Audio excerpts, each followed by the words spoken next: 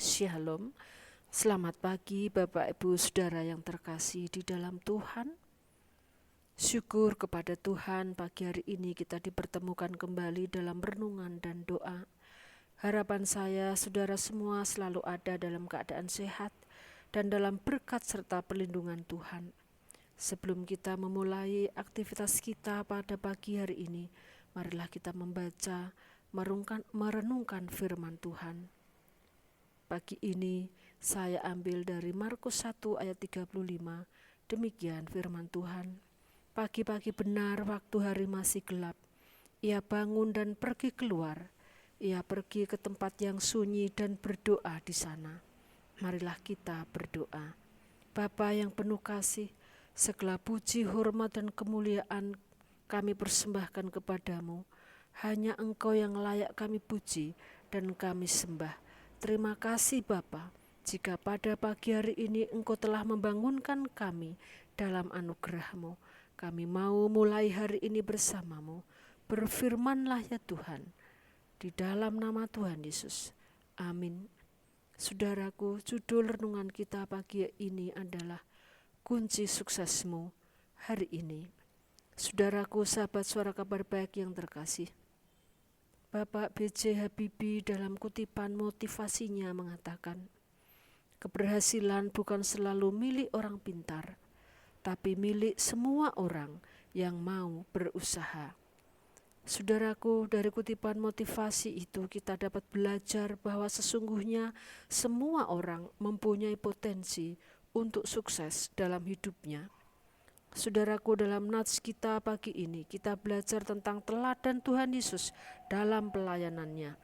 Jika kita baca dari Markus ayat 1, dari Markus pasal 1 ayat 31 sampai 34, kita tahu bahwa pelayanan Tuhan Yesus sangat dinantikan banyak khalayak ramai. Banyak orang berkerumun mencari Dia, banyak orang datang kepadanya, banyak orang disembuhkan dari sakitnya, banyak orang merindukan jamahannya. Jadi pelayanan Tuhan Yesus berhasil menarik perhatian masyarakat banyak. Bahkan dalam ayat 36 dan 37, para murid pun memberitahu bahwa semua orang mencari Tuhan. Markus 1, 36 sampai 38 demikian firman Tuhan. Tetapi Simon dan kawan-kawannya menyusul Dia. Waktu menemukan Dia, mereka berkata, semua orang mencari Engkau. Saudaraku, apa rahasia, apa kunci sukses Tuhan dalam pelayanannya? Dia mengawali hari bersama Bapa di surga. Tuhan Yesus tidak mabuk kesuksesan dan mabuk akan kehormatan, akan elu-elu dari masyarakat, dari followersnya. Tuhan tahu prioritas adalah kekuatan roh di dalam Bapa. Maka Injil Markus 1 ayat 35 dikatakan pagi-pagi benar waktu hari masih gelap. Tuhan Yesus bangun, pergi keluar. Tuhan Yesus pergi ke tempat yang sunyi dan berdoa di sana. Menjalin hubungan secara pribadi dengan Bapa. Tuhan fokus pada visinya yang besar.